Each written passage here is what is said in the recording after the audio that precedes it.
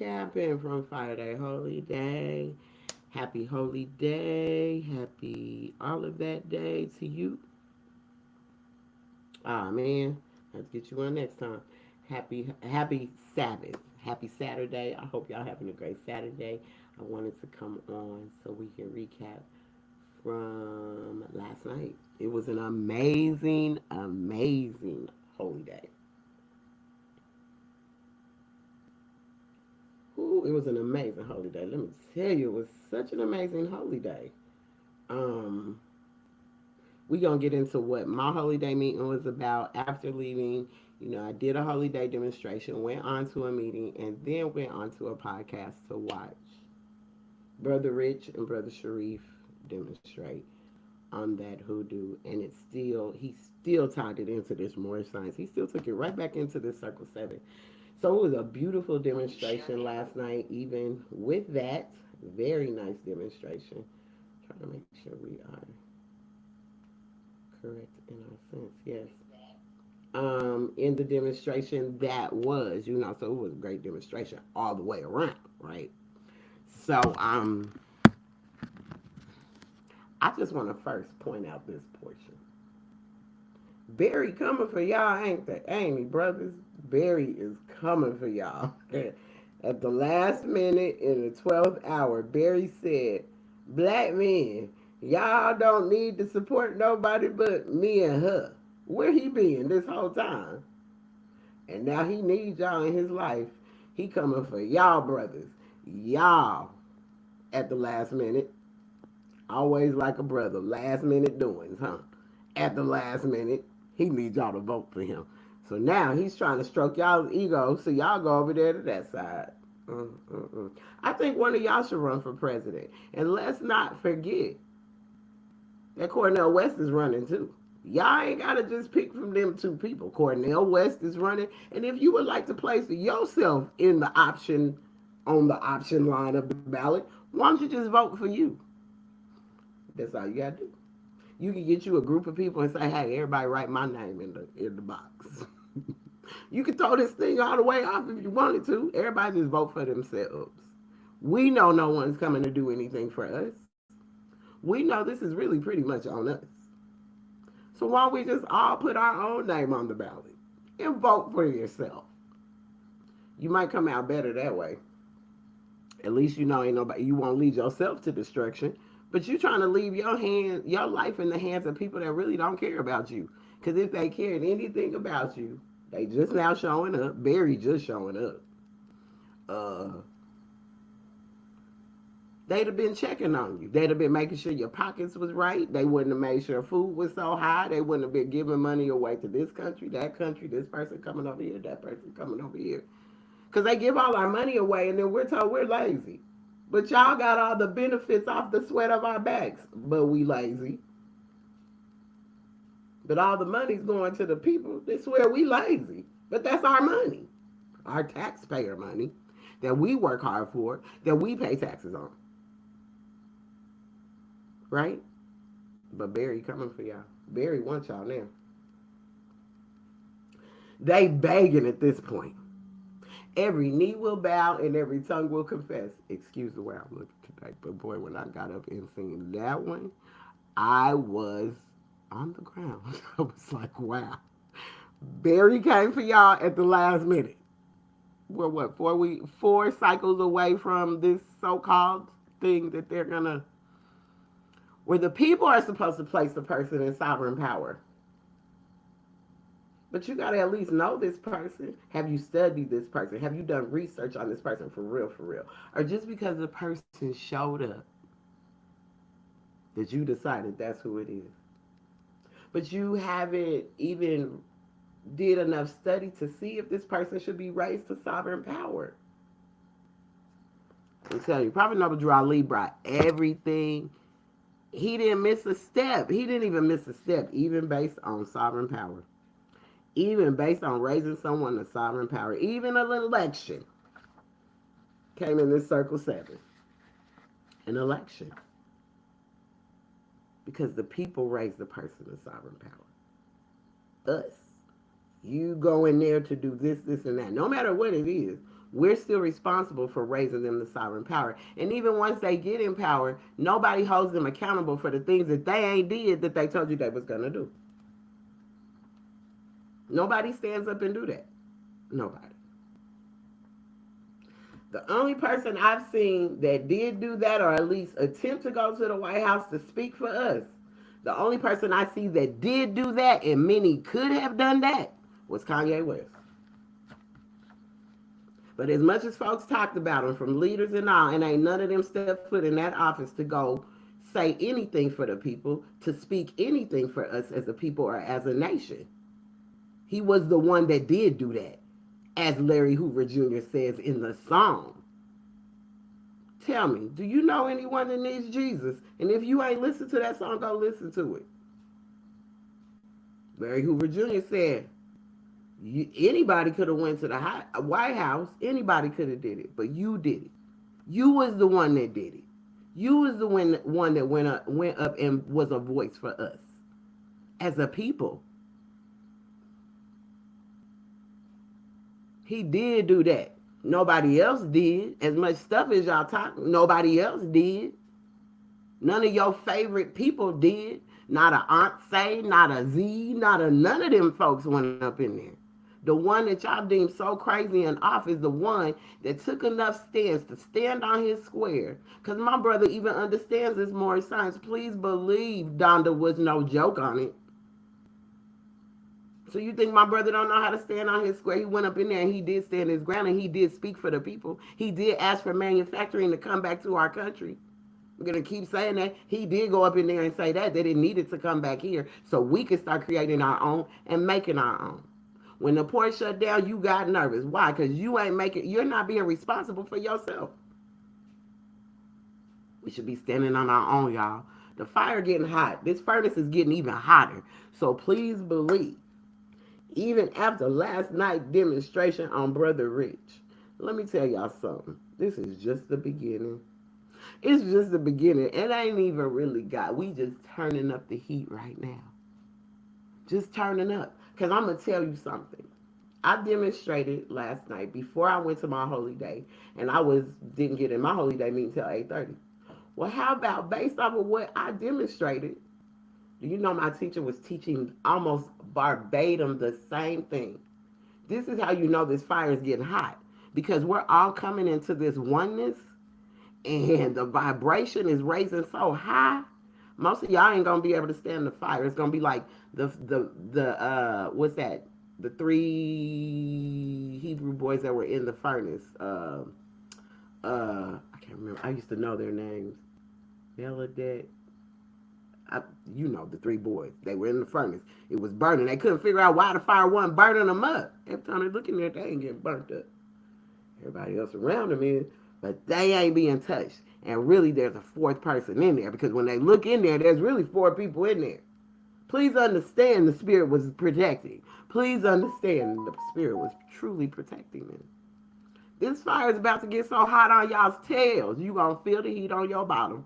And you either gonna stand up and stand on your square and stand straight up and stand in the affairs of men to get back what is rightfully yours, or you're gonna sit and allow whatever comes upon you, whatever mistreatments, whatever mishaps come upon you, is on you. For one, because you ain't studying. You got to study self. No matter if you don't decide to study anything in a religious text or nothing, at least study yourself, to balance yourself, to raise your vibration higher. As I say, y'all want to put all these people in position to rule over you. But you don't even know what that is. What is that? To rule over what? What portion of your life? When are we going to get it enough to where we know how to run our station the right way? And then put a particular person in sovereign power, one that we know is for the people. Not just speak and run their mouth. Because a lot of people do this, but there's no action. We need the action. Someone should be placed there that will put things in motion and put things in action in the way they're supposed to be. Our prophet brought us the answer. He said, I brought you everything to save a nation. Everything to save a nation. Everything to save a nation. We have literature. We have 101s. Everything to save a nation. Everything to save a nation. It's really not that difficult. Everything to save a nation. Now save yourself. Now save yourself. So he brought us many tools to save ourselves, right? And many tools that we could use to help align our life in the way it should be. And as I was saying, for my teacher to be on the same vibration as I was last night, for him to be on the same vibration, and for us not exactly, but pretty much hitting the same points. Because one thing I did bring out of Friday Holy Day, and I'm gonna post the recording. It can only probably go on Facebook because it's a conference call recording. But the one thing we came out of chapter 47 in the Circle 7, the Holy Quran of the Moorish Holy Temple of Science. This Holy Quran, right here, this Holy Quran. I'm gonna tell y'all something about this Holy Quran because I was on a podcast with someone, right? And no, I had explained before, I come from 7-day Adventist into Moorish science. So no, I never lived Islam as a child, never grew up, but let me tell you something. A lot of the same practices that you practice as a 7-day Adventist is no different than Islam.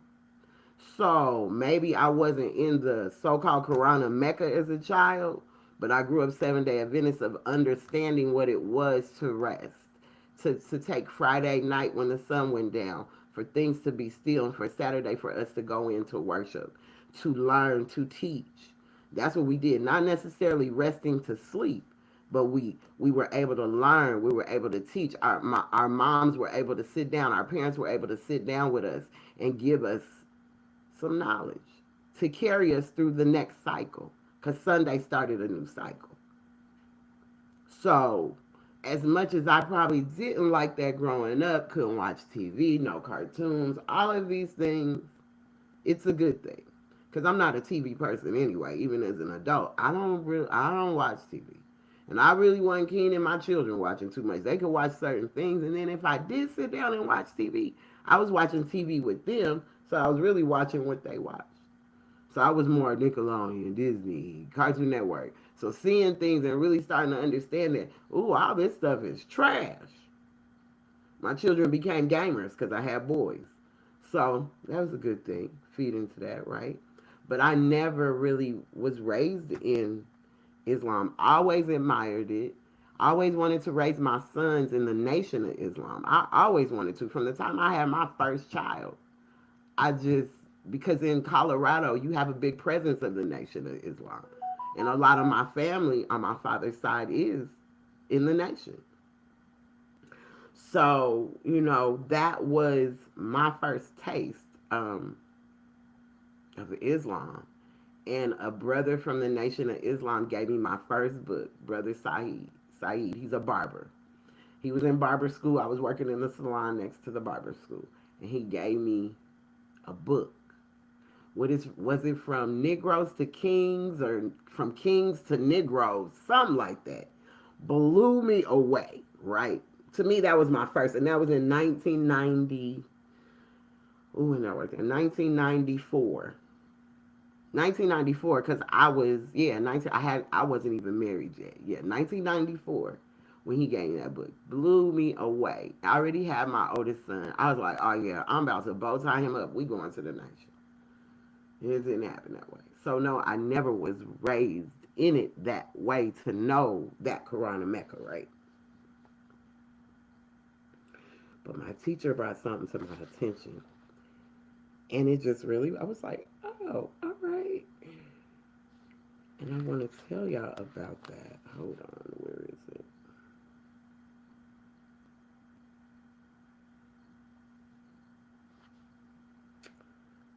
So when he said, yeah, people are always asking, do I know this surah? Do I know that? No, I don't. I don't. I don't even know. I can tell you stuff out the Bible, but I couldn't tell you where it was. Like John 3:16. I might can give you some of that. I can give you the Lord's Prayer. I can do those things. You know what I'm saying? But I ain't no scholar in it to be like, oh yeah, go to here, go to there, go to da. Not at all. My teacher had to bring me something.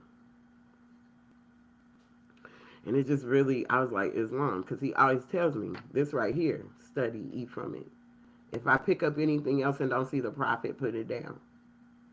So everything ain't meant to go into your psyche either, right? Islam. So I'm going to read this chapter out of the Circle 7, the Holy Quran of the Moorish Holy Temple of Science, the divine instructions from the Holy Prophet. Reason why you hear me say holy, and yes, in my Father's house there's many mansions. So y'all got to quit with this separation thing, because in my Father's house there's many mansions. The Moorish Holy Temple of Science, the Moorish Science Temple of America, the temple, the book, what is many mansions. It's many schools of thought. It's many mansions. It's one understanding, supreme understanding. Islam. So out of chapter 45, the divine origin of the Asiatic nation, I'm going to come to a point that he brought to me, and I was like, Islam. Because as I say, this thing unfolds into the big, it probably unfolds bigger than the Quran of Mecca. It will unfold into that, even though it looks as small as it does because it unfolds by degrees. It's unfolding as the bud unfolds to show the flower. That's how these lessons unfold. The fallen sons and daughters of the Asiatic nation of America, of America, of North America, excuse me. The fallen sons and daughters, that's us, of the Asiatic nation of North America need to learn to love instead of hate and to know their higher self and lower self. So we need to learn to love instead of hate. First of all, we need to love our nation. Learn to love that part. To love as a people. We need to learn to love instead of hate. At least love the information. At least fall in love with knowing who you are. Because if you don't, on the other side, you hate who you are. You hate who you stand for. You hate where you come from. You can't find no happiness in any of it. So you hate it. Straight up. So we need to learn to love instead of hate and to know our higher self and lower self. This is the uniting of the Holy Quran of Mecca for the teaching and instructing all Moorish Americans, etc. So this is the uniting of the Holy Quran of Mecca. This right here unites it. So within it, it's in there. It unfolds in degrees, so even if you study that and you go to it and see it, you can see that you could come back to this and still relate to it. You can go in your Bible. There are parts I've had teachers can teach from. They teach from the Holy Quran. They teach from the Holy Quran. They teach from the Bible. They teach from the Circle 7. Islam. I'm doing a live. My fault. I want to call you right back. I call you right back. You look so pretty. Islam, peace. So they'll teach from. I've had teachers. Akanai, he would teach from all of them things, but the way that he could still come back to this and show us where it's still inside of this Holy Quran of the Moorish Holy Temple of Science, where it's still there and ain't went nowhere, right? We're still learning. It's like we learn all the schools of thoughts through this pamphlet. But as I said, even though it's small to you, even though it looks easy, most people say, yeah, I've read it before. But reading it, understanding it, and getting the knowledge and studying it and applying it to your life is more than just reading it. So you could read it and it seems easy read. But it's not. It unfolds so drastically. So this unfolding, this is the uniting of the Holy Quran of Mecca for the teaching and instructing all Moorish Americans, etc. So etc. etc. The key of civilization was and is in the hands of the Asiatic nations, the Moorish, who were the ancient Moabites and the founders of the holy city of Mecca. The Egyptians, who were the Hammatites, and of a direct descendant of Mizraim. The Arabians, the seed of Hagar, Japanese and Chinese, the Hindus of India, the descendants of the ancient Canaanites, Hittites, and Moabites from the land of Canaan. So peep this, let's peep this. You know, they said the Moabites, her seed was bad. She was barren. She couldn't have no children. Well, how did Ruth go lay with Boaz, a Canaanite, and have a child? So whose seed was really bad? It was the brothers' seed. They was barren. The sisters was never barren. Because you turned to sin. You fell into your lower self. That's why Ruth decided to go with Naomi, because that was some foolishness going on. And she didn't have time for foolishness. So she said, Naomi, I'm going with you. I'm not staying here with these goofballs. You see what they doing? We ain't going to have no children no more because these men don't know how to act. So the women were never barren. Or Ruth would have never laid with Boaz in one night and became pregnant. And Boaz then transitioned.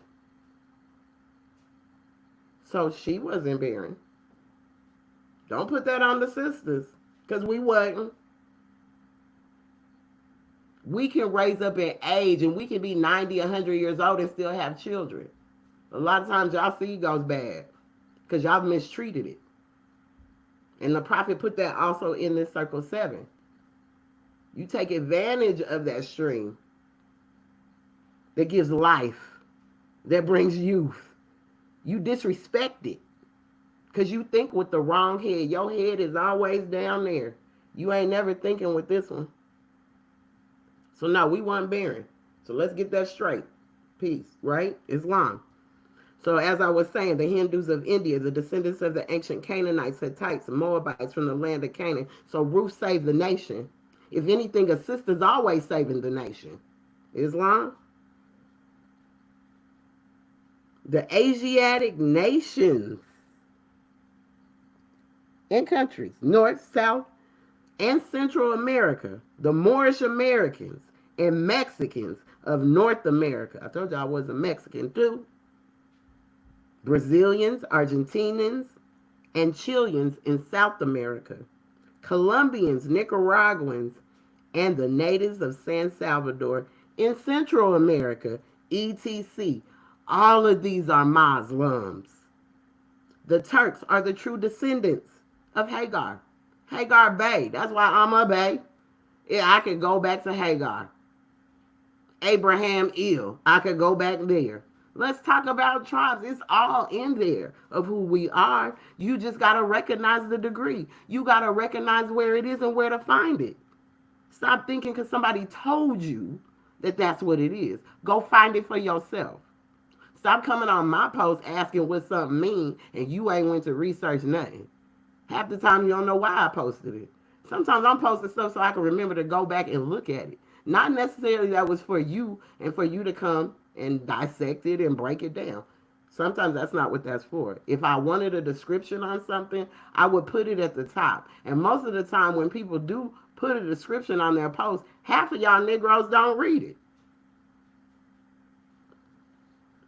The Turks are the true descendants of Hagar, who are the chief protectors of the Islamic creed of Mecca, beginning from Muhammad I, the founder of the uniting of Islam, by the command of the great universal God Allah. Prophets continue to come, but they have taken our prophets. Society has taken our prophets and created a profit off of them. It's big business off of our prophets' backs because they profit from it. They profit from it. They profit from our prophets. Jesus, Muhammad, Buddha, Confucius, etc. Prophet Noble. We can keep going. Prophet Noble Drew Ali, founder. The reincarnated prophet. We can keep going. Allah, we can keep going. That's why it says ETC even on your card. Because this spirit don't stop. This spirit continues. The spirit rises up in me. When you see Moors out here demonstrating and sometimes just into it, their compassion is there, believe me, that spirit speaking through them. Sometimes we don't even know that we even said that and go back and watch it and be like, whoa, where that's the spirit. This is how we know we still connected to the spirit. That's why that video last night on Brother Rich with Brother Sharif Anil Bay was very important on hoodoo magic. Hoodoo and voodoo. We're in the month of harvest. This is October. This is an 8 month. This is 8 month. Get your life, because this is number 8. November's 9. Nov, 9. It's not 11. It's 9. Count. Understand that. Because we're in the 8. This is harvest time. And you don't realize they've taken your same stuff that was given to you from birth, your birthright. Because I even asked my friend that grew up in Nigeria that didn't come to America till he was 13. They taught you this? Did they teach you that stuff when you were little? He said, no, I was born into it. I was born into taking my shoes off and grounding and going outside. I was born into that. I was born in understanding Orishas. I was born in understanding ancestry. I was born into that.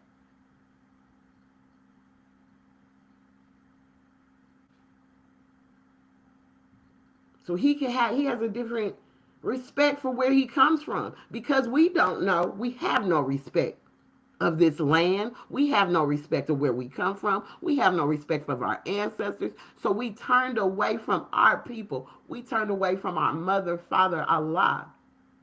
And you don't think Allah wasn't going to turn from you? Because you playing. You can't straddle the fence no more. Ain't no straddling the fence. The fence hot. The fence done burnt down. There's only one side to the fence. You trying to back your way away from the truth. But this fire ain't playing. We is turning the heat up. Brother Rich said, last night he said, I think you trying to make this the best show of the year. In my head, y'all don't even understand he just getting started. Just getting started. But that was so beautiful to bring that all into, encompass it into one, into understanding that that's a part of who we are. It's even in our circle 7. It might not be, you gotta, as I say, unfold it. And it's nothing spooky or crazy about it. It's who we are. Do you understand? As he asked, would you rather have a pyramid, the directions on the pyramid, or would you rather have the mind to build the pyramid, or just the pyramid? Give me the mind. How does that work? The mind. Masterminds can trace themselves back. Thus they know. We can trace ourselves back. We have to come into this oneness. We have to unite, though. You heard me break down every family tied to us. From Egyptians to Hammatites to Chinese and Japanese to the Central Americas to the Argentinians, the Colombians. You heard me, the Turks, all of that. All Muslims. All Muslims. So, even when learning the degree of, because I kept saying, in Acts 6, it says, with us all members must proclaim their nationality, and we are teaching our people their nationality and their divine creed, that they may know that they are a part and partial of this said government, and know that they are not Negroes, colored folks, black people, or Ethiopians, right? Or Ethiopians. And people go, well, yeah, Ethiopia, what you saying?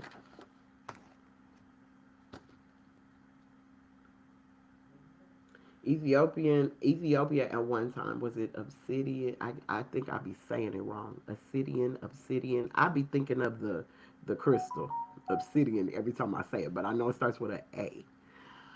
Right? And that was all Muslim. We were all Islam. This planet was Islam. It means peace. It's a simple faith. It's peace with everything. So, when the new wine came, because y'all see this pretty bottle of wine, half of that place decided, I'm going to drink the new wine. The other half stayed Islam. There's the division.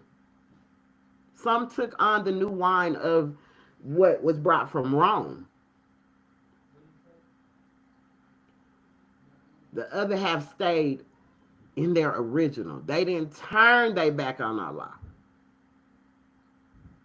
That's why you can see certain parts of over there are still what it is.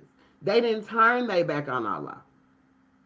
The new wine folks did though, and the new wine folks over here, because we drank new wine over here too. That was the fire water they gave our ancestors. We drank that new wine and got caught up in their religion. That came from Rome. That had nothing to do with us. We practiced Islam. Simple faith. Means peace with everything. We follow the laws of nature. If you want to go back to 42 laws, more than that. It's so many instructions, you can't even break them down into 10 or 42 or 104. It's many. Many lessons have to be learned. So instructions are going to come again. So don't think because you got one section that you got it. No, because it be instructions for the times in these days and times that need to be adjusted to these days and times. That's why a prophet continues to come.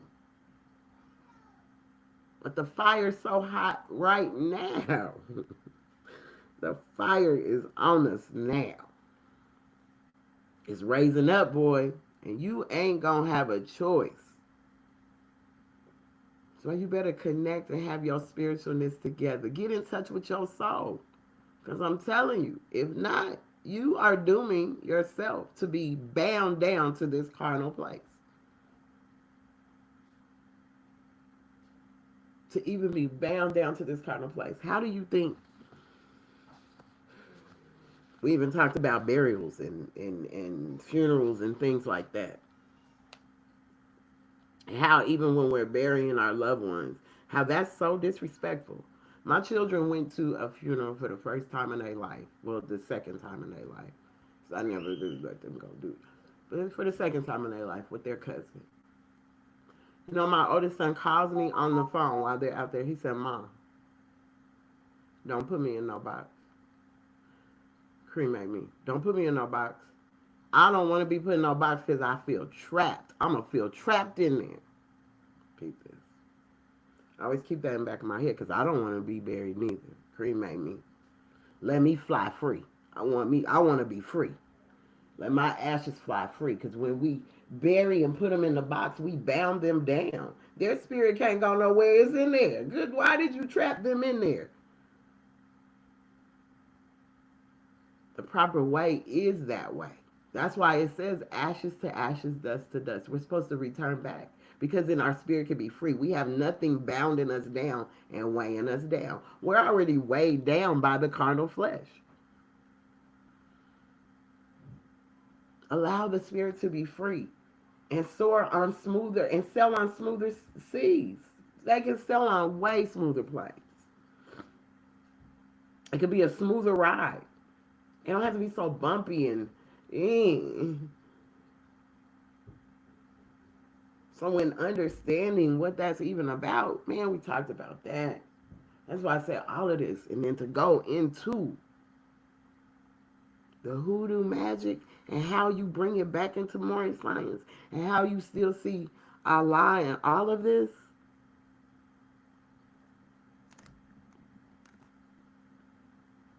And it's only bad because you made it bad. You demonized it. You put that on there. You decided to call that to it. And not even understanding our power and how beautiful it is that we ain't got to do nothing out of hate or spite. We don't have to do nothing for the meanness.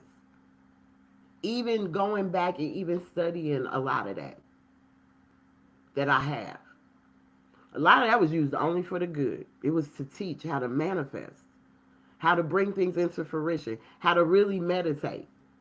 Brother Sharif gave us training wheels last night on what meditation really is. Something I've never heard nobody say, down to the dopest people that meditate. But he gave us some tools last night. He gave over 2,500 people some tools to use.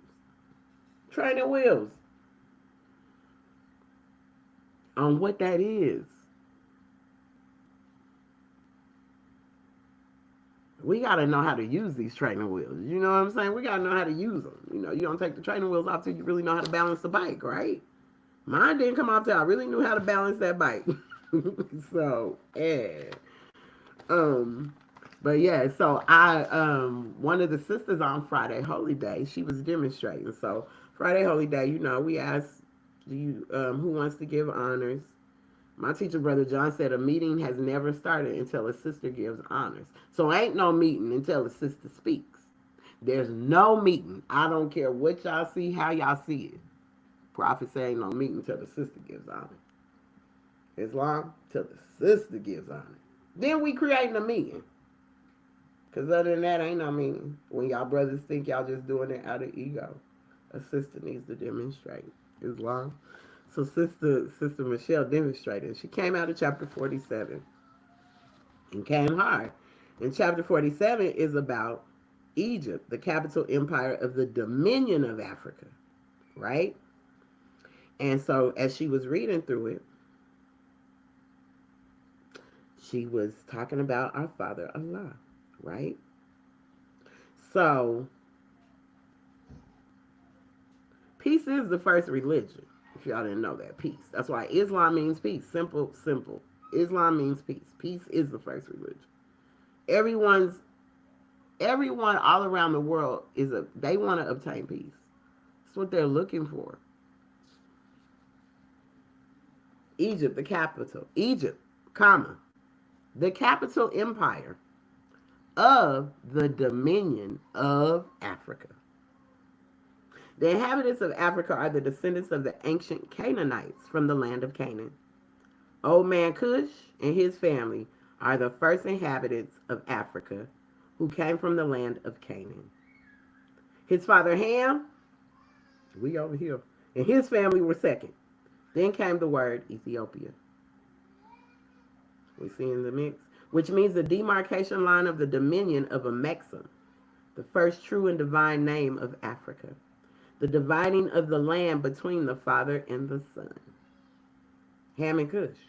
The dominion of Cush, northeast and southeast Africa, and northwest and southwest, his father's dominion of Africa. We're in the northwest gate of Africa. Ham, that's what's up. Ham bone, have you heard? Ham, we in the land of Ham. His children, the father, that was the father given dominion over this.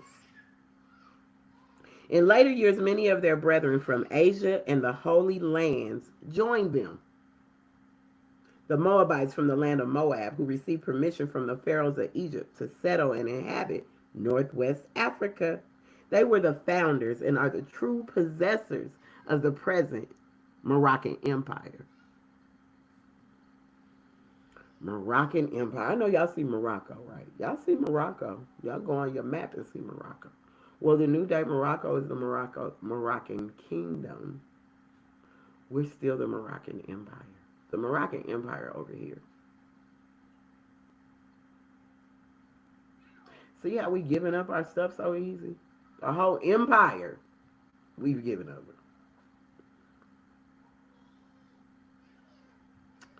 With the Canaanites, Hittite, and Amorite brethren who sojourned from the land of Canaan, seeking new homes. Their dominion and habitation extended from northeast and southwest Africa, across great Atlantis, even unto the present North, South, and Central America, and also Mexico, and the Atlantis Islands, before the great earthquake which caused the great Atlantic Ocean. The river Nile, which is the Mississippi River, was dredged by Queen Neith, right? And made by the ancient pharaohs of Egypt in order to trade with the surrounding kingdoms. Remember, I said we're an empire, kingdom. We always traded with surrounding kingdoms, all the seven seas. Also, the Niger River was dredged by the great pharaoh of Egypt in those ancient days for trade. And it extends eastward from the river Nile westward across the great Atlantic. It was used for trade and transportation. According to all true and divine records of the human race, there is no Negro, black, or colored race attached to the human family. So when you call yourself that, you're not attached to the human family. There's nothing in the human race that does that. That's why they snatched you from the human race. Human race. It's about it's a race thing. The only race is the human race. Is you human or not? Islam. According to all true divine records of the human race, there is no Negro, black, or colored race attached to the human family because all the inhabitants of Africa were and are the human race, descendants of the ancient Canaanite nations from the holy land of Canaan. What your ancient forefathers were, you are today, without a doubt or contradiction. There is no one who is able to change man from the descendant nature of his forefathers, unless the power extends beyond the great universal creator, Allah himself. We're going to stop right there. There is no one who is able to change man from the descendant nature of his forefathers. Don't matter. You can't get a surgery to do it, because even when you're getting these surgeries done, you can't reverse them surgeries. So you can't change the descendant nature. You can change the flesh. You can do that all day. You can BBL the flesh. You can do all these things to the flesh. But you can't change the descendant nature. Because if you can, then that means you could go beyond the great universal creator, Allah himself. Herself, himself, herself. Because we going to get to this him thing that we got to stop. Because then it keeps making us disrespect our mother, making us disrespect the woman. And that's going to stop.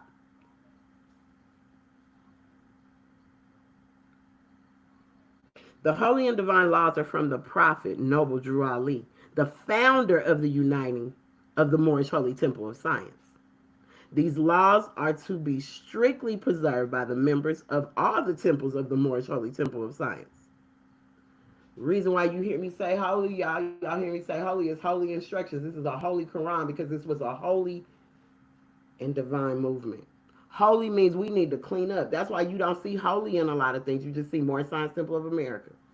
Moorish Science Temple of America. The Holy One still does exist, but the Holy One got very few members in it.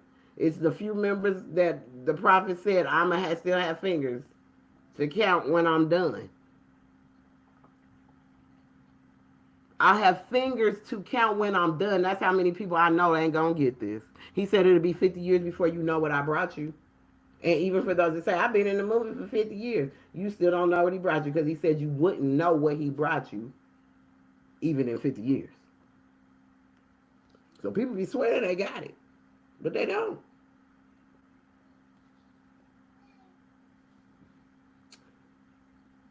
Ooh, so the holy part means we got to clean up.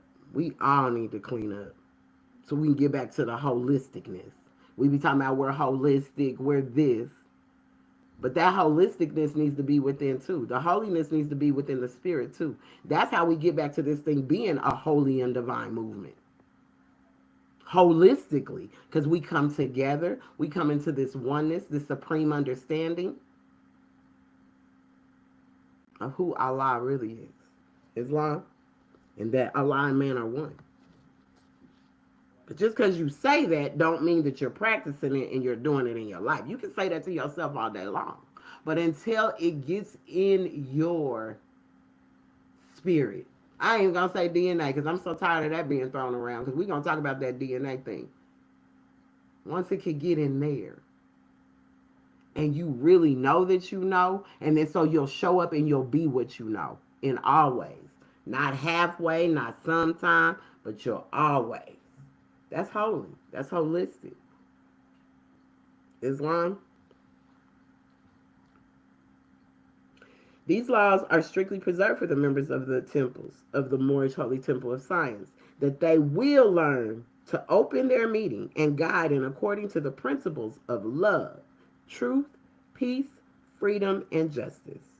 Every subordinate temple of the Grand Major Temple is to form under the covenant of love, truth, peace, freedom, and justice, and create their own laws and customs in conjunction with the laws of the Holy Prophet and the Grand Temple.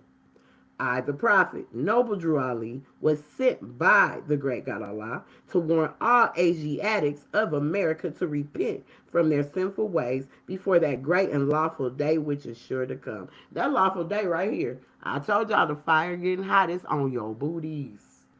It's like turning up. That furnace is getting so hot that you gonna feel it from state to state. Gotta get you to need you to turn from your sinful ways before this great day comes. That's why we going so hard. I'm seeing it. I'm watching my boys. I'm watching them rise up. That's why they're going so hard. Save you from the wrath which is sure to come. The time has come when every nation must worship under its own vine and fig tree, and every tongue must confess his own. Through sin and disobedience, every nation has suffered slavery due to the fact that they honored not the creed and principles of their forefathers. Do you understand why we suffered slavery? Anybody? I know we suffered it the worst, but do you understand why we turned from what we know better? We stopped honoring our forefathers. We started honoring things that have nothing to do with us. Customs, ways, and things that have nothing to do with us. Idols that have nothing to do with us. This is why the nationality of the Moors was taken away. You want to know why your nationality was taken away? Because of our own ignorance. This is why the nationality of the Moors was taken away from them in 1774. Because this is when the paper to the pen started to create the way to enslave you, not only physically, but mentally. How can we keep this thing going? As long as we keep them churches and them schools open, we can keep control of the Negro forever.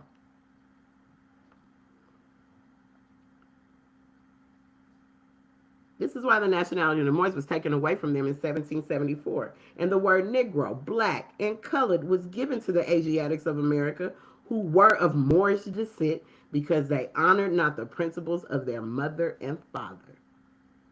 I told y'all that prodigal son is serious. We did not, whether it's our great grandma, whoever was up in this thing, didn't honor the principles of our mother and father. And we strayed after the gods of Europe, whom we knew nothing about. See, we straying after stuff we know nothing about. That's why our men say, I go over here and get a wife. I'm going because you straying behind the gods of Europe you know nothing about. You don't even know nothing about yourself to be straying behind anything that you know nothing about. That you know nothing about. So, it's always him, Allah, him, Allah. Man. As I read in 17, this is why the nationality of the Moors were taken away in 1774. It's taken away from them. And the word Negro, black, and colored was given to the Asiatics of America who were of Moorish descent because they honored not the principles of their mother and father. Some people just want to honor the father. They keep forgetting about mama. But in our 101s, we can always confirm because it's the quest I'm on. So it's going to be a question and a response, right? So in question 70, it says, what is the higher self? Because in Moorish Science Temple of America, we know you got two selves. You ask Allah what to study. He says yourself. You go and say, okay, I studied it. Now what should I study? Yourselves. Your two selves, your higher self and your lower self, right? What is the higher self? This is question 70. The answer, the higher self is the mother of the virtues and the harmonies of life that breeds justice, mercy, love, and right. We forget about mama so much that you don't follow her rules. You see, mama came first. Principles of their mother and father. You forgot you had two to go by. Even after you ask your daddy or ask your mama, one of them gonna say, go ask your daddy.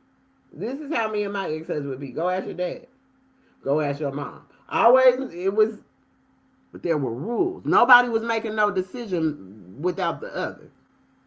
That's one thing I can say about this, about us. He asked you, he came and asked you. I told him to come ask you. I told them to come ask you. What you think?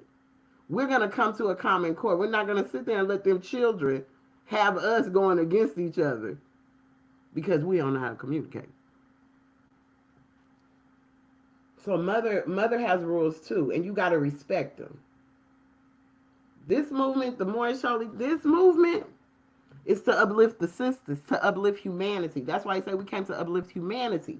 We got to lift back to the highest plane of life. Lift us. The humanity is us. How do you get here? There's 1,000,000,000 ways to check up out this bad boy. But it's only one way any of y'all can get here. And it's through the womb of us. You can't get here no other way. So I don't care how you try to change it, what you try to mix it. You can take yourself out of here 1,000,000 ways. But it's only one way to get here. And most of y'all don't even respect that one way to get here.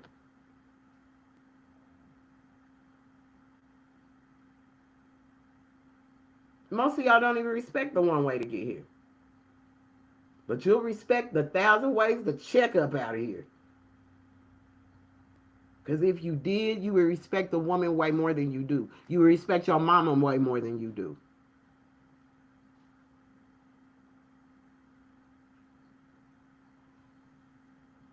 Mother is great. She gave me my body. If I treat it right, she gave me my body and took care of it till I was able to take care of it myself. If I treat it right, she'll give me another one. Half of y'all ain't been treating yourself right. So even if the Asiatic woman or any woman becomes barren, it's because y'all ain't treated it right. So what's the point?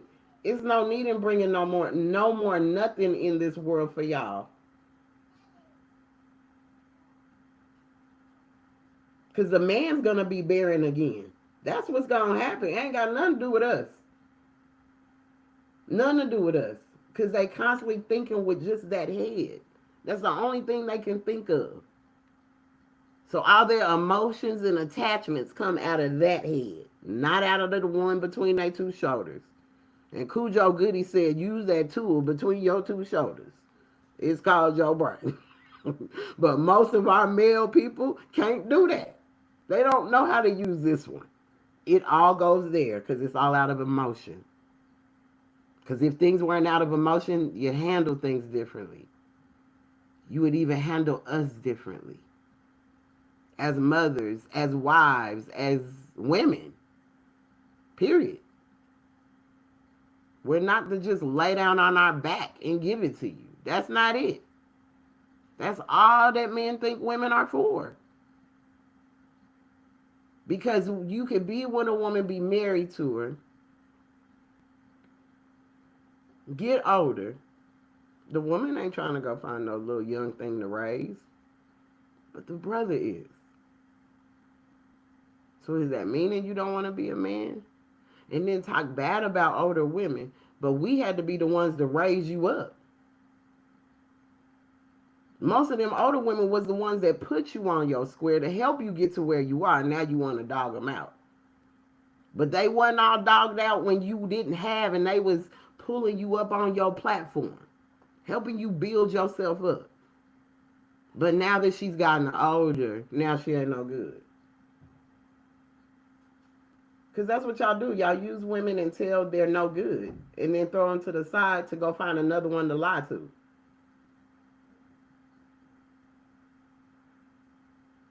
All women are tired of being mistreated. From every nation, every color. I don't see one that ain't complaining. Because we have taken the feminine aspect out of who Allah is. And we keep putting this masculine thing on it. Him, because of he, and because of he. No. When we come together as one, it's feminine and masculine energy together, encompassing into one. That's what omnipotent means to me. Omnipresent means mother, father together. It means this oneness, this togetherness. One can't do without the other. That's what I love about Moorish science, how it brings it back to that supreme understanding, that oneness. You get 23 chromosomes from your father, 23 from your mother. Right? That's 46. 4 plus 6 is 10. It's only 9 numbers. 1 takes you back to the oneness again. It takes us back to the oneness. But until our women, until our mothers, our daughters, our sisters, our aunties are respected on a level and lifted up to where they belong, we're going to continue to go through what we're going through. You can think your tarot cards are going to work to throw it off. You can think whatever you want to think is going to throw it off. Until we come into this oneness, until the woman, the Asiatic woman is raised back up and lifted back up to where she belongs, we're going to continue to go through this hell. You will continue to be bound down to this carnal flesh. And you won't sail on smoother seas. You won't. The suffering gets worse. The heat gets hotter. Now I could go back and remember what my grandma used to say when she would say, yeah, the devil thinks he's bad, but it's people better than the devil. Because when you go down to hell, that's what she used to tell us. When you go to hell, you're going to be burning up. And as much as you say, ouch, it ain't going to stop. We be looking at my grandma like, that is horrendous. And why would you tell a child that? Because my grandmother, she scared Jesus in us. She scared Jesus into our life. Literally. Like, you gonna burn up. And when you go down there, you can't. It's hot. Ouch, it's hot. I can't. And it ain't gonna stop. It's still gonna be ouch. And you're gonna be ouching forever. Well, now I'm seeing what that furnace is she was talking about. And the way she used it was only to put us in line. So however she had to use it, how she had to use it. She would take her teeth out and say, my teeth only come out when it's a full moon. And baby, when it was a full moon and I go to the bathroom, because we had one bathroom, my grandmother took care of 5 grandchildren when we were all there together. One bathroom and my grandma. How did the 6 of us, one bathroom and none of the extras that we go through now? So I got to go to the bathroom. None of that was popping off, right? My grandma would say, yeah, my teeth come out when the moon comes. So all the moon would be full. I would be so scared to go to the bathroom because I've always had to go to the bathroom in the middle of the night. Now that I remember that, I've always had to go to the bathroom in the middle of the night. So I go in there. I see them teeth. I'm like, oh, it's a full moon. I'm so scared. I can't even barely go to the back because I'm terrified like these teeth are going to come alive. I'm just thinking of everything my grandmother says, right? I would be scared to lie in my head because she tell me if we thought a lie that when she went to heaven, God was going to tell her about it because he wrote it down in the book of the Lamb, and it keeps a record of everything we do. So as much as we thought we was hiding from her, she was going to find out when she got to heaven. Boy, I tell you, my grandma, our grandmothers, the best, the best. The love was so real coming from grandma. It was like the best love you could have. From the smell of the food, I could smell the food cooking. I could hear my grandma humming with that pin in her bun. She have her hair pulled up in a bun and a blue pin stuck right there with her house coat on, with her buttons in her pocket, and her house coat always have flowers on it. And my grandma be in there with the radio on, singing, humming the hymnals. I swear when our grandmothers was humming over the food, they was blessing the food. They was giving the love to the food. They was sending the energy to the food for us. I close my eyes because I see that. I just see my grandma. She only stood like 4'11". Both of my grandmas were little. Little Mexican Cuban lady. About 4'11". Just beautiful. My grandma Rainey. I could see her face. I could smell her. Her glasses. Just, oh God. She always smelled like, I don't even know. It was the most pleasant grandma smell. That's all I can say. It was just a grandma smell. I don't know. You know, she had the most comfortable bed. Why do grandmas have comfortable beds? They be having the most comfortable bed, right? Somebody's laughing. They be having the most comfortable beds. Grandmas have the most comfortable bed. My grandma's bed was comfortable because we all had to sleep a certain way. You know, it was only like 3 rooms, and 2 of the rooms were blocked off by sheets. So I tell people, as a Mexican, I lived as a Mexican. I know what that is, to live in certain amounts of area, you know, and have things. So, you know, just, oh, all of that was just so great. So me and my cousin would try to go go in the back. In the backyard, I'd be like, Grandma gonna know we lying, Vicky. She gonna know we lying. You know what she said. My cousin, boy, she didn't care. We still gonna lie and say we didn't do none of that. Boy, those were the days. But to respect grandma, to respect mother, we gotta go back to that. Because so much of that has been lost. And it was lost when we started allowing society to raise our children. When we were the ones that couldn't in our homes do what we need to do to put them in line. Whether that meant you was whooping your child or not. Still, when they took it out of your hands to raise your children, and now they telling you whether you talk to them, however you try to put them in order or any of that, you can get in trouble for it. That's why you got these children knocking their parents off. They got smart mouths. I've never seen so many young children just to be able to yell no to their parent. I don't want to. No, girl, I would have been backhand on the floor. Who you yelling at, first of all? You ain't but this little. So who you yelling at? Because you don't pay no bills around here. Boy, favorite came out of mouth. But I've never seen, and even as I was growing older, I never could talk back to my mom. I'm scared to talk back to my mama now. Right now, and I'm 50. I know, because she's out, yes ma'am, I'm still. But I've even when I was growing up and go to some people's house and they talk crazy to their parents, and in my head I'm going, I couldn't try that. I wouldn't even attempt to try that at my house, cause she gonna already know. Don't even try it. Whatever you thought you went over there to learn, don't come over here with it. Get jacked up if you want to. And my mom worked for social services, so talk about calling somebody on her.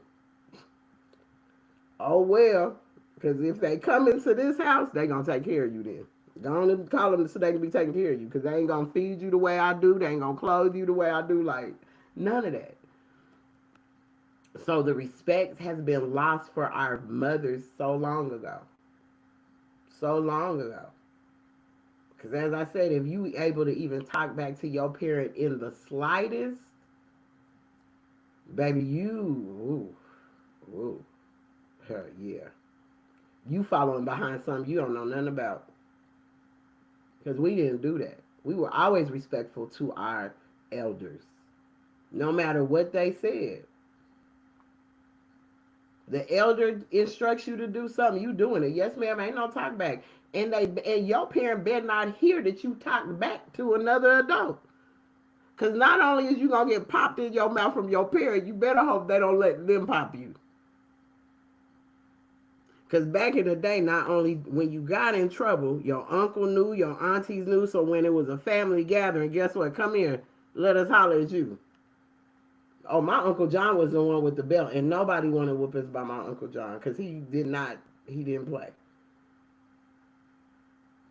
And then as soon as he done whooping you, tell you in a minute, and don't be talking under your breath because I can hear you. You know we be going, ooh man, we shit, because you mad because they don't whoop. I could hear you. I swear my mom had Superman ears. She could hear everything through the wall. You be thinking you mumbling under your breath. I heard you.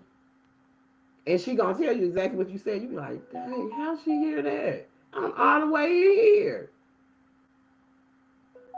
But when we started disrespecting our parents from back then, we're seeing even them seeds that were planted, and this is the harvest.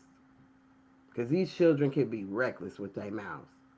And sometimes just be speaking, and boy, in a minute to yell, like, ooh, no, I'm not doing that. What? So if you allowing them to control you now, if you're not on them about their ways now, or when they get older, you ain't gonna be able to handle that. Mm-mm. Mm-mm. You won't. When they get older, you won't be able to handle it because you let it be cute for too long. It was cute when they was, oh, that's so cute. That ain't cute. I never, when my children were doing stuff out of order, even 2, 3, 4, 5, 6 months, it ain't cute. I'm gonna stop it at the door because if I allow it to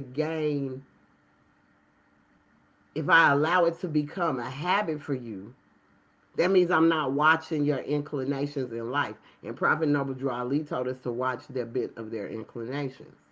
Like, don't let that stuff get away with them for too long. Don't think that that's so cute when they do it.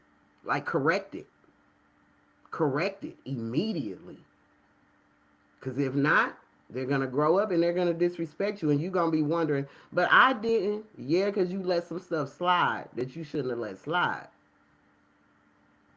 You weren't being a parent. You trying to be their friend. Be their parent. I remember my children have said that before. Just be my parent. I don't need a friend.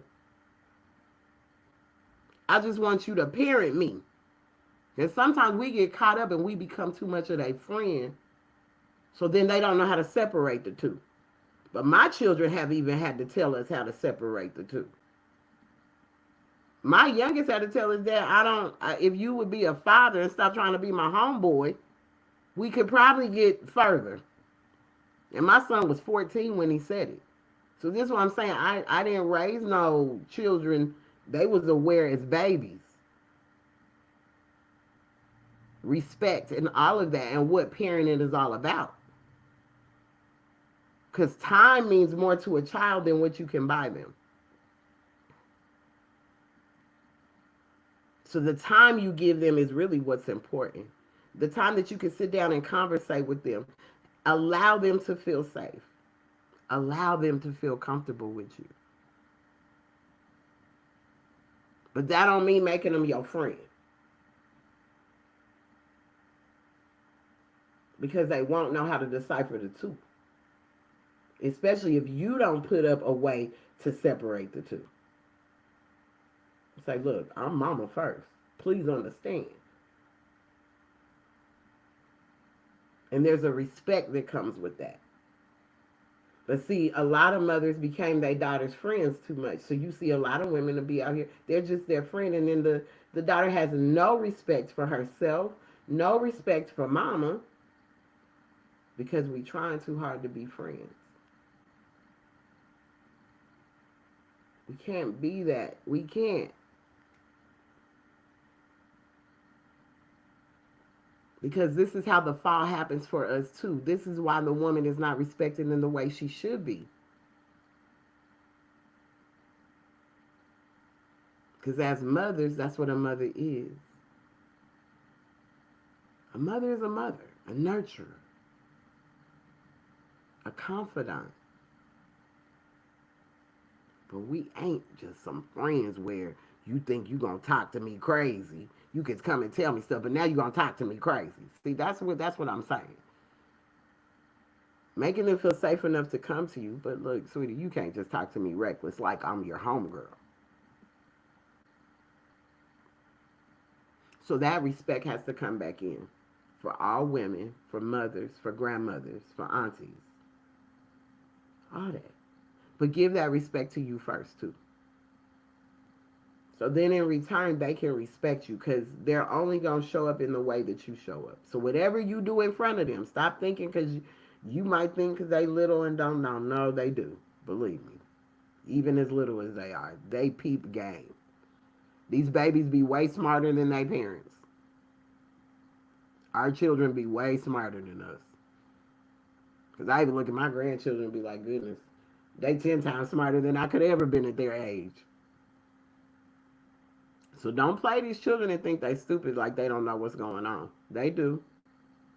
They know when you're not living up to your abilities, when you're not doing what you're supposed to do. They know and they pay attention. They know and they pay attention. Take it from someone that has adult children. So I ain't telling you something I heard. I have adult children, 31 to 19. They will tell me stuff that when they was 2, that I'm like, how did you remember that? And I didn't like the way he talked to you. And I didn't like, you remember that? And I didn't like the fact that he was doing this. And I didn't even know they seen that. Because you swear you keeping stuff from them. But they ain't stupid. Far from it. They see it, they know it. And they'll either confront you on it when they get older, or they're going to become that when they get older. Period. So watch what you do, man. Watch how you show up. Because we need to be our best for them. We need to show up as our best self as much as we can. Not to say we got it all figured out and we're perfect, but at least try to show up in your best self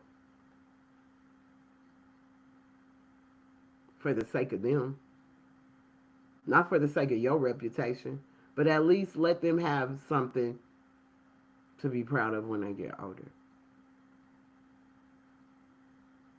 At least that.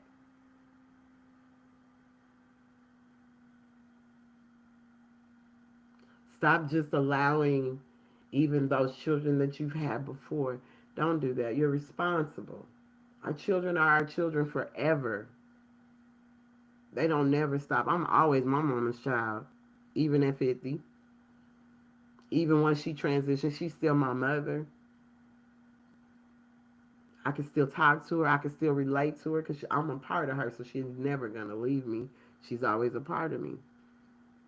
What I'm loving the most about this coming into this awareness or this oneness is even starting to feel this energy of I don't have to be in a certain place, but I can feel you from all the way over there. I ain't got to be in your face, but I can feel your energy from hundreds and thousands of miles away. So when I close my eyes and I visualize and I meditate on those amazing things, like I just told you about my grandma, when I close my eyes and I can see her in that kitchen standing over that stove, that gas stove in front of that window, the same window that we used to wash clothes out of, because we had a washing machine that had to sit outside because of the way the water came out. So literally, yes, a child that was born in the 70s, grew up 80s and 90s. I'm drying my clothes like this. Each of us had to do our loads. So even young, I was young learning. My children had to start washing their clothes at 6 and 7. I'm not washing your drawers because now, they stink. You gotta learn. So we teach you how to wash your clothes. My grandmother was like that. So we were all little, had to learn how to wash our own clothes. So our piles were our piles of clothes. So we had to wash them. So that thing sat outside that window. It was a big old white washing machine. The whole old school hole in the middle. Water would fill up with the hose from outside. And then it would move and the water would drain out. But we had to dry it with this thing. You had to put it through the thing and it like you wound it and the clothes came through and you had to keep going until it dried it all the way instead of having a ring dry it like they used to do by hand. So I can close my eyes and still see all that happening. And that's the joy of remembering my grandma, that I can still be in that place in time if I close my eyes and meditate on it and hold it. What Brother Sharif say? You got training wheels. Like, he was, oh, y'all got to go watch the video because I don't want to tear up the way he gave this demonstration on on manifesting and like meditating and feeling certain things through this, right? You got to go watch it. But even when I close my eyes, and I do that a lot, I can think of Frankie Beverly when he passed. I think of my daddy playing the bass guitar so I can hear him. Do, do, do, do. I can hear all that Frankie Beverly. And I can see the speakers. I can see me sitting on the floor in my little Indian stance. I can see that. I can see my cousins behind me. I can see us swaying from side to side while my Uncle Floyd's singing. My dad's playing the bass.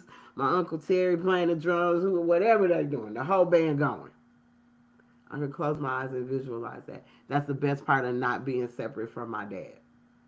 Understanding he's always with me. I'm always with him. I can just close my eyes and reminisce on the things that are so amazing.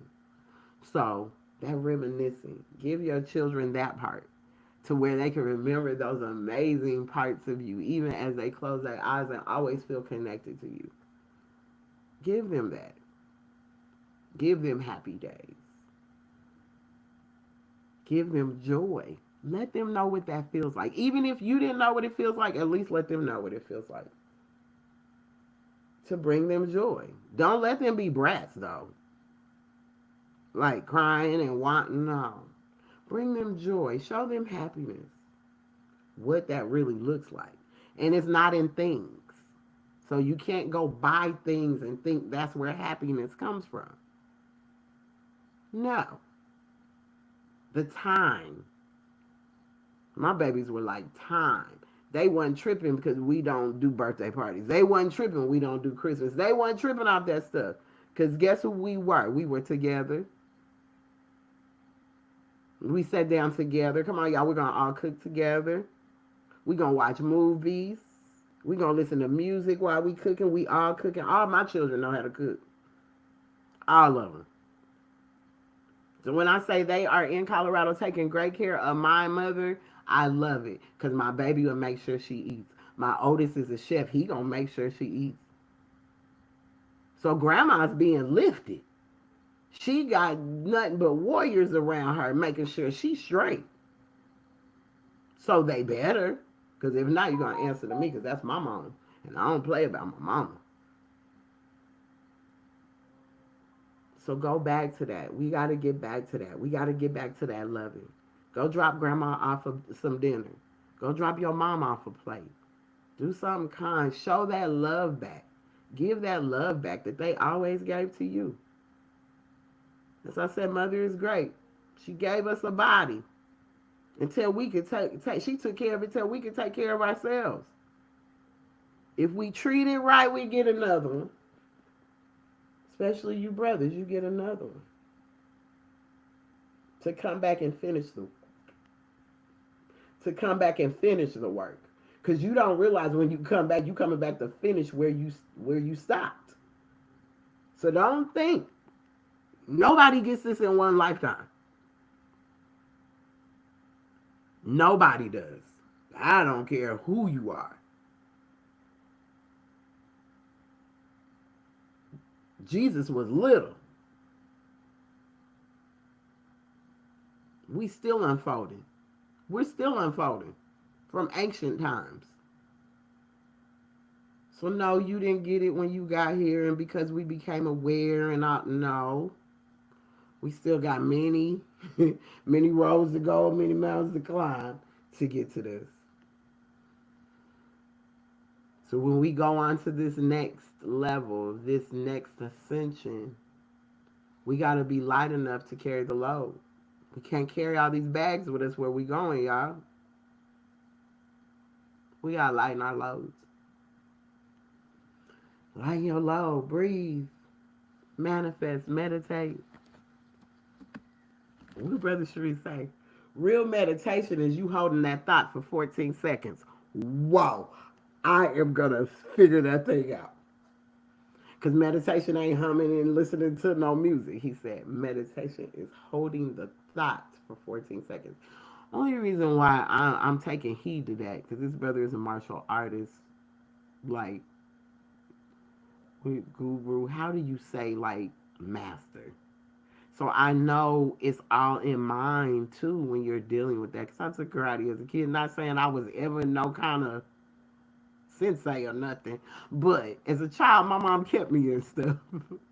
So I remember the mind has a lot to do with that. So when he said that, holding a thought for 14 seconds could only take me back to like certain martial arts stuff. Because then how do they break that doggone board like that? They had to hold a thought. I'm about to break this board. And held that thought. To breathe in and then bam real quick and break it.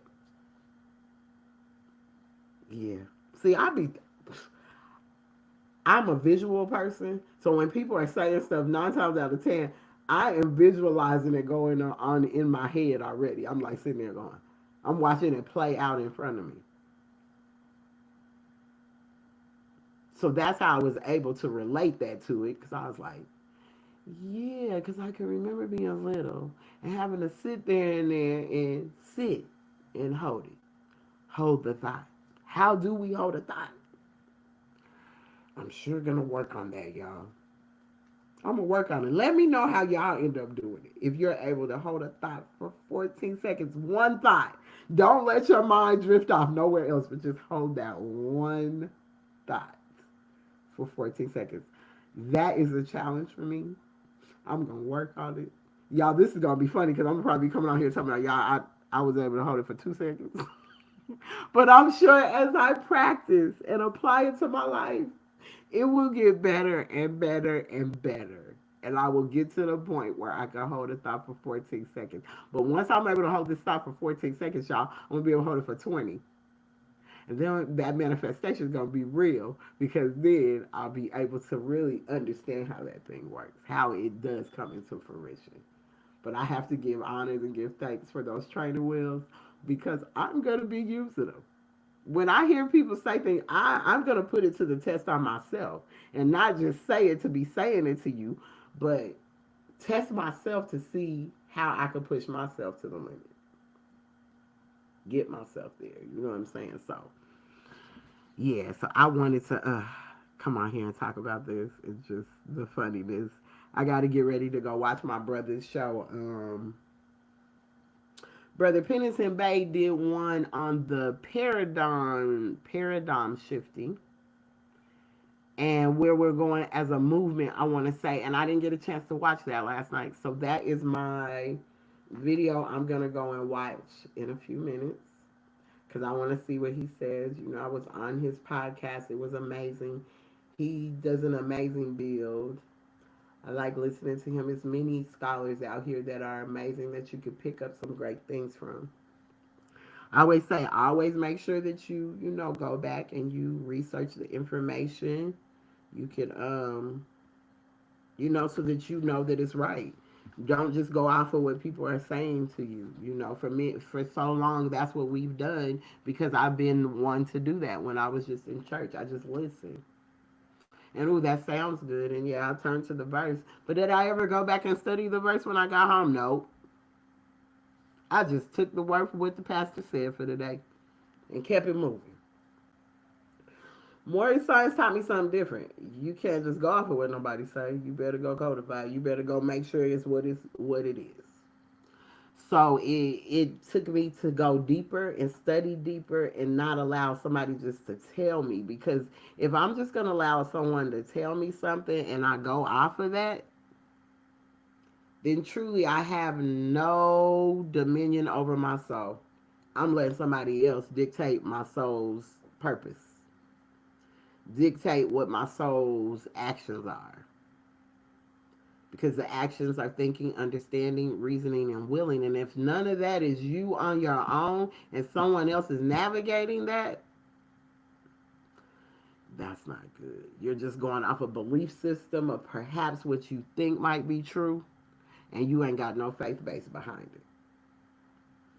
So that's why it's so important to not just go off of what people say, but to go and research and find those answers and see where you can find it and see if it even resonates with you once you do find it to note it. You know, Islam. So, the hoodoo voodoo thing is something that I've been into for a minute. I love reading up on it. I love just knowing. I have ancestral tarot cards. I have hoodoo tarot cards, but they're for me.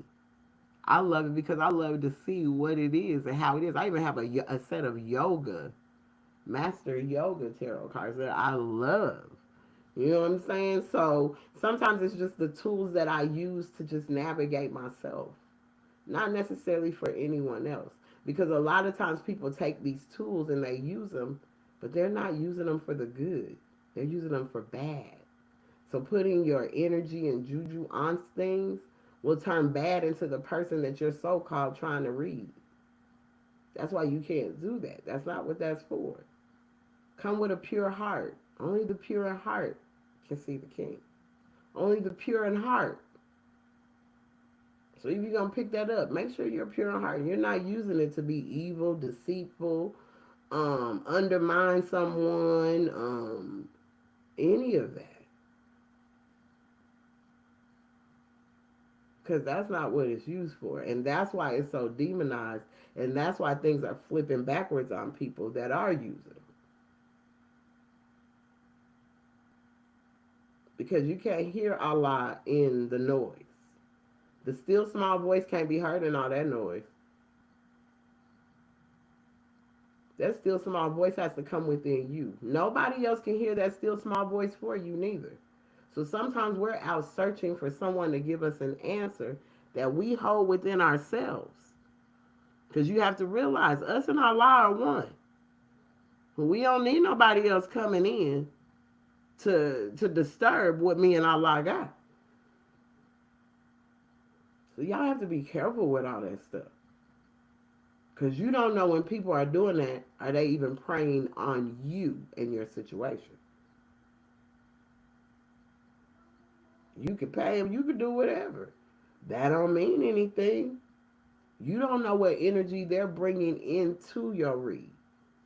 What they've been going through. And they could look like they ain't going through nothing, but you don't know within. That's why I say we can look at the cup. Ooh, that's a nice cup. But you ain't worried about what's inside the cup. You was talking about, dang, ooh, that's a pretty red. Ooh, look at that brown and white. Ain't thought about what the substance is on the inside.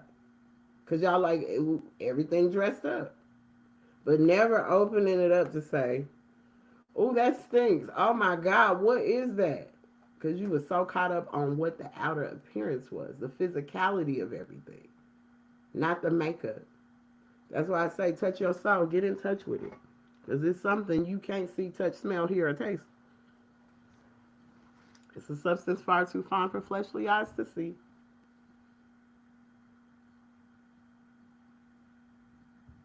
But it navigates you. And when you're allowing someone else to be over that, in whatever you're doing,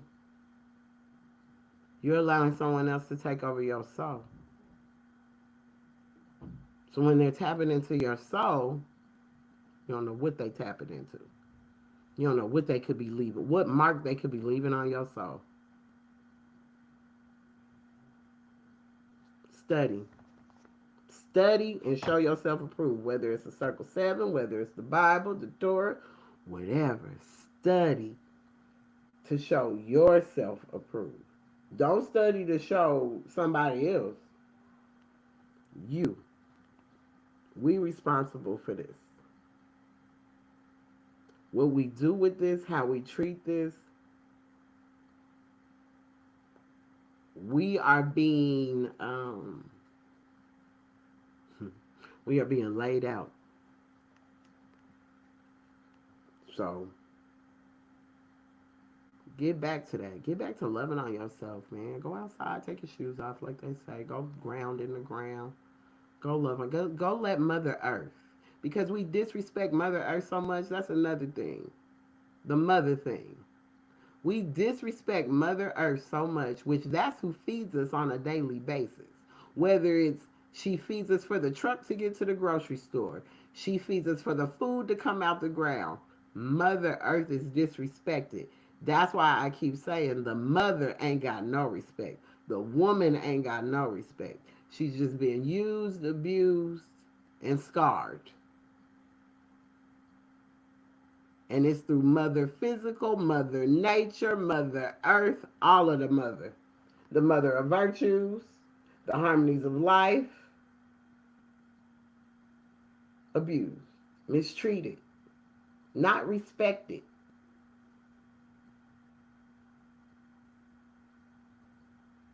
It needs to be raised back up to the highest height, because that's the only way this is going to happen. A nation, not one nation around this world is respecting a woman. Not a one brother, not a one nation. I don't see it. A nation can rise no higher than its woman.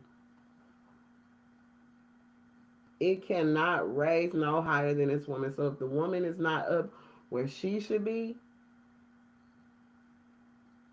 and I don't mean lifting her dress up, I don't mean trying to get, that's not what I mean. Lift her up to the highest heights. Back to Allah. Back to that station. Back to the throne. And you might not think all women deserve it, but a whole lot of us do. Including your mama, your grandma, your great-grandma, your great-great-grandma, and so forth and so on. A lot of us do. So it's that time. Respect her. Love her. Like I said, take mama a plate today. Go cook something. Go cook and clean. Don't just go cook, tear up the kitchen and don't clean up.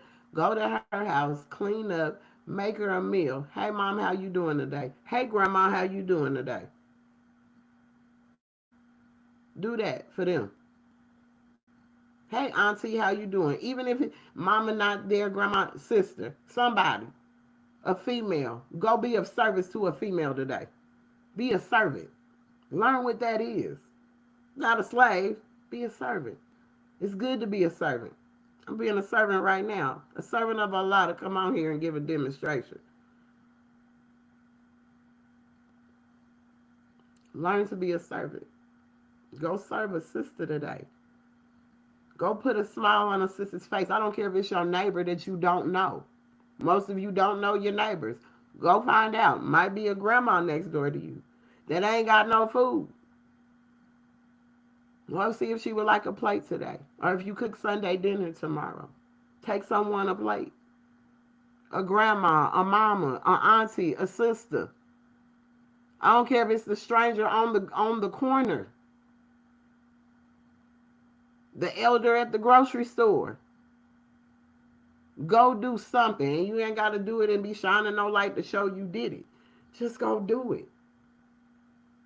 That need to be between you and Allah, not you and the world. Peace and love. I hope y'all have a good day. I had to come on here because that doggone Barry coming for y'all brothers was funny to me. So now I'm going to go watch the paradigm shifting with my brother, Pennington Bay. As I said, y'all check out Brother Richard's show last night with Brother Sharif. Check out Brother Pennington Bay's podcast last night, The Paradigm Shifting.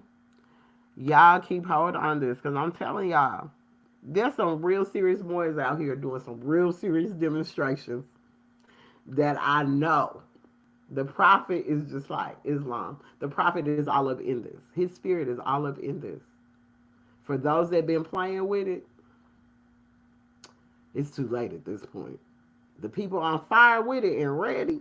And some of these it's some brothers just getting out the doggone clink, clink, clink. That's giving it. And doing it. And they just got out. The open businesses doing their thing. Under more Science Temple. Understanding the role. So y'all check out these shows. Y'all get ready for this heat. Because it's coming even hotter. Sagittarius season ain't even came upon us. And y'all know we full of fire. So you know. That's when it's going to get real good. Because when these sages start blossoming out, especially when sage season comes, you know, we are the scholars. We are them thinkers. We them deep thinkers. We them deep thinkers. Sometimes think too deep. We get on people's nerves. We think so deep. But that's what we were made for. Somebody had to be. Everybody else wanted to be the surface dwellers. We came in to be the deep thinkers. The scholars. The humanitarians. We coming. Oh, we coming. The humanitarians. The ones that ain't afraid for the spirit to rise up in us. Because we understand we're that phoenix. We that fire. So y'all get ready. Because we in Libra season. We in the month of October. We about to go into Scorpio. And then we come into the sages. So you know it's coming it's coming hard. So be ready. They're trying to teach you balance right now. Trying to tell you, get your mind balanced. Because when these Scorpios and Sagittarius come, y'all going to be trying to scramble away like it's time to go. Oh, goodness. You're going to want to go under a rock somewhere if you ain't got it together. You know. Yes, y'all. So have a good day. I'm going to go and watch a show and go outside and enjoy a Saturday. Peace and love until next time.